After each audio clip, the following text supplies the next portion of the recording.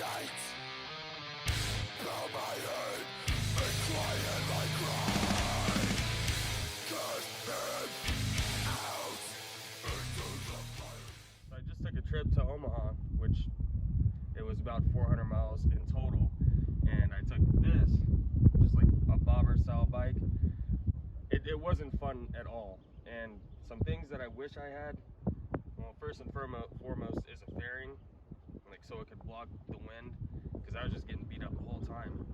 And it was cold, I guess cold enough, it was like 40 degrees, and your hands are frozen within the first 40 minutes.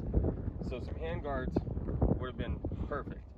The forward controls just wasn't fun. If it had floorboards, it would have been a lot better. And it's not really a big engine on this bike. It's 883. So like once you get up to 80, 90 miles an hour, there's not much room to go faster without, you're basically going as fast as you can. Another issue I was running into was the flip mirrors. It's hard to see because you have to adjust your body to look down. Basically at the end of the day, this bike's just for show. It can go that far. I'd probably say 200 miles is what you would want to do. Another thing is take as many breaks as you can. I have a really small gas tank, so I had to take breaks just to get gas. Ape hangers and long distance traveling is just not a good combination in general. You look cool, but it's not comfortable at all. So basically what I did the whole ride there, because I was just trying to get there as fast as I could, which is another bad idea. You should take it as slow as you can on a bobber style bike like this, because going past 80 miles an hour, it's just not a fun experience. But what I did was stayed in the left lane, because as soon as you pass a semi, it tries to suck you into it. And then also you have the grooves in the road, which these skinny tires, the grooves try to suck you in, and then you try to drive past a semi going 80, 90 miles an hour, and that tries to suck you into it as well, which is just not a fun experience. I would say proper gear, you need to wear proper gear, like hoodies and flannels, or a heated jacket, heated gloves. Me, I just wore my hoodie and a flannel and a long sleeve shirt, and then a shirt under that, like a regular t-shirt. And then my gloves, I brought another pair just to wear over, just in case I didn't need them. Also, just be aware of people around you, because they're trying to fly there as fast as they can too. They don't care about you on a motorcycle, so just make yourself known, like your presence known, but don't be too flagrant. You know, just stay in your lane and focus, but also be super alert.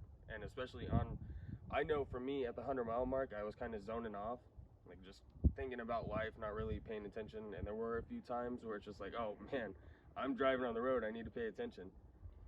So I'd say pick a good playlist, like a good amount of songs to listen to. These are 16-inch apes, which they look cool, but they're also really tall. So the first 60 miles, it wasn't that bad, but I was like almost at that 60 miles mark. My arms started getting really tired, and I had a broken elbow. Well, I still do, but I broke it when I was young. And just like when cold weather hits, it hurts it. But that and the combination of the cold weather and my arms being up that high, every bump hurt that elbow. So I just had to take breaks. Your wrist starts hurting, like believe it or not, and then it's the throttle control is hard, because you have to reposition your hand basically every time if you want to speed past somebody. It's just the wind's blowing you at the same time, which is also controlling your throttle. Like this bike, like this style of bike, it's more for bar hopping, which is why it's called a bar hopper. You can travel the world with it, but that just won't be a fun experience. Also, wear very visible clothing, like vests, reflective stuff, etc. A full face helmet, because that'll help you, believe it or not. I mean, that's just common sense. In some states, if you're traveling there, they have helmet laws. Usually I don't wear a helmet just riding around town, but also I'm in Kansas, so we don't have a helmet law. We do have an eye protection law, so always have your glasses. I mean, that's just common sense. You could be riding on the road and a fly decides to kiss your eyeball. That's gonna be a horrible idea. Just wear your glasses. Yeah, I'm basically beating a dead horse with a stick, but this seat is the most uncomfortable seat I've ever rode in. Within 15 minutes of riding, you just want to stand up to take a break.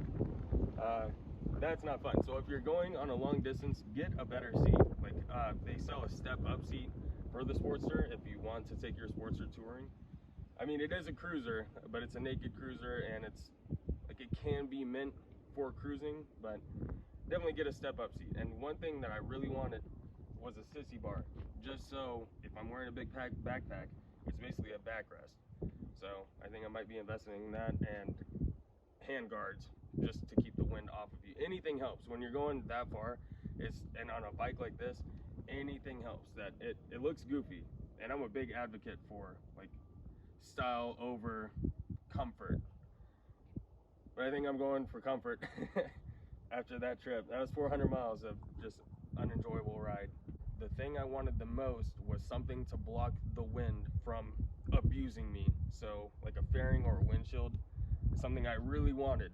I would never get it before just because, oh, that's ugly, you know, I don't want that on my bike, but that would have been a lifesaver on that trip. Yeah, I guess that's it.